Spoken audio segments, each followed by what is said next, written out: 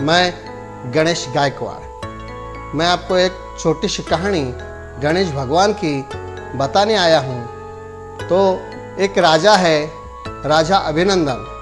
तो राजा अभिनंदन अपने राज्यों में बड़ा ही शूरवीर पराक्रमी माना जाता था और सब तरफ उसका ही राज्य था। दूसरे राज्यों में भी उन राजाओं को उसने हरा के अपने राज्यों में समाविष्ट किया था।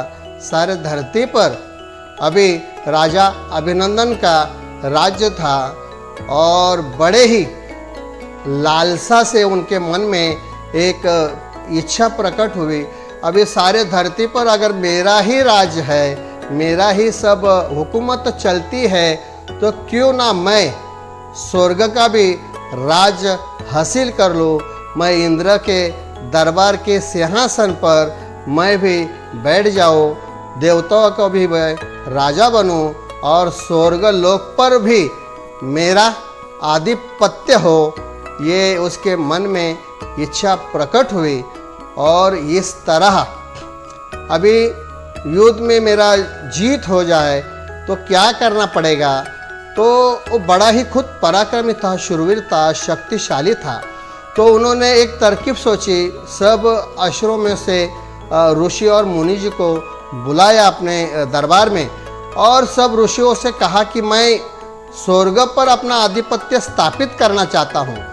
तो मैं युद्ध में विजय हो जाऊँ, मुझे विजय हासिल हो, स्वर्ग के ऊपर मैं मेरा राज्य स्थापित करूँ, ऐसा यश मुझे मिले।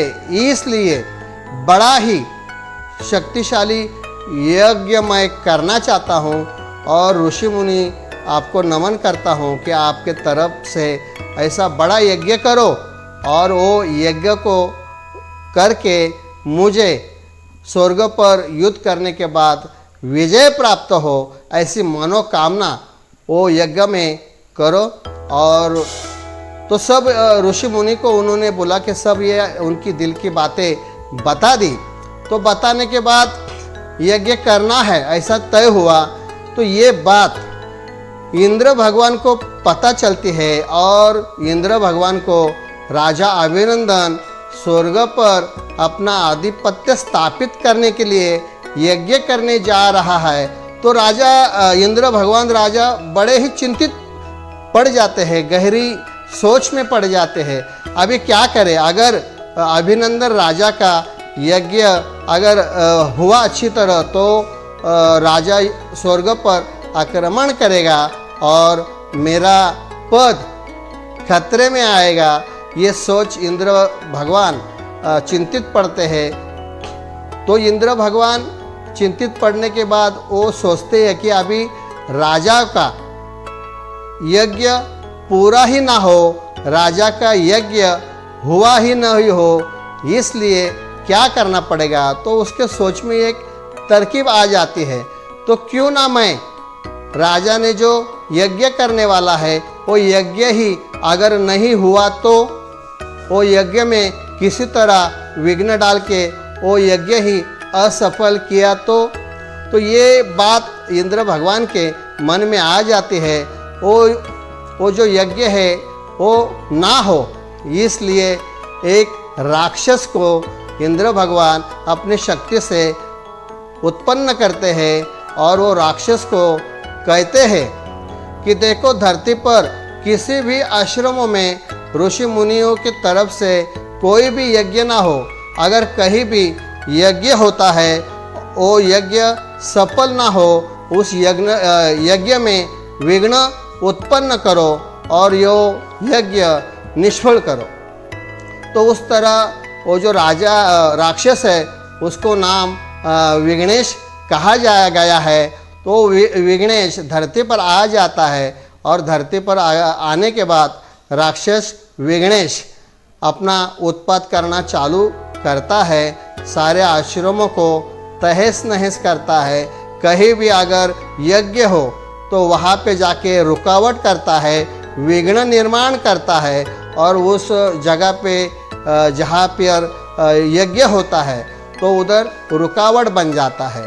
तो इस तरह सारे ऋषि मुनि परेशान हो गए और परेशान होने के बाद बड़े चिंतित हो जाते हैं। तो अभी क्या करें, ये जो राक्षस है विघ्नेश, तो ये हमारे यज्ञ में हमेशा की तरह रुकावट डालता है, विघ्न डालता है।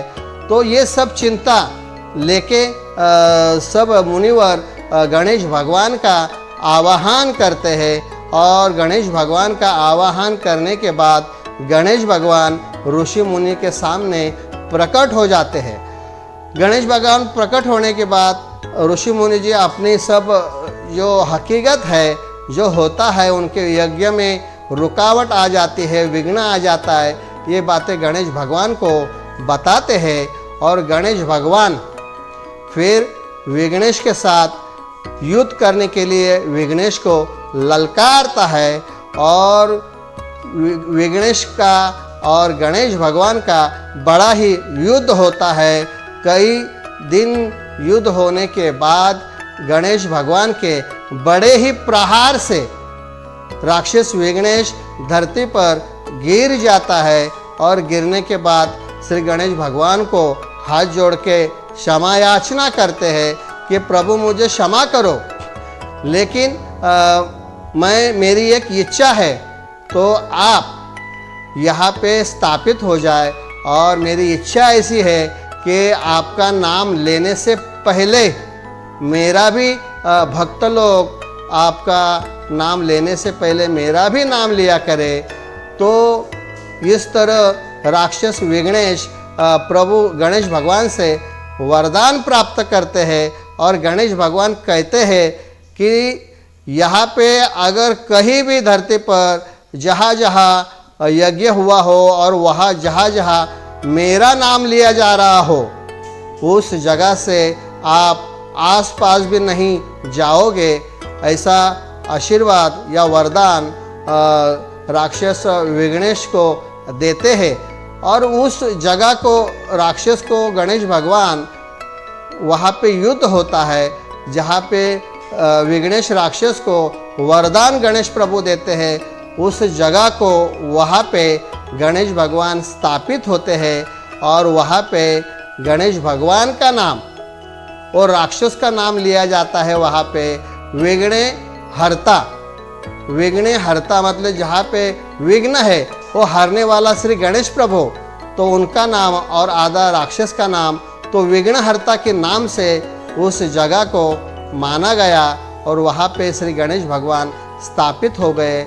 आज भी अष्टविनायक भगवान के दर्शन में, अष्टविनायक भगवान के जो 8 रूप है उनमें विघ्नहर्ता गणेश भगवान का बड़ा ही स्थान माना गया है।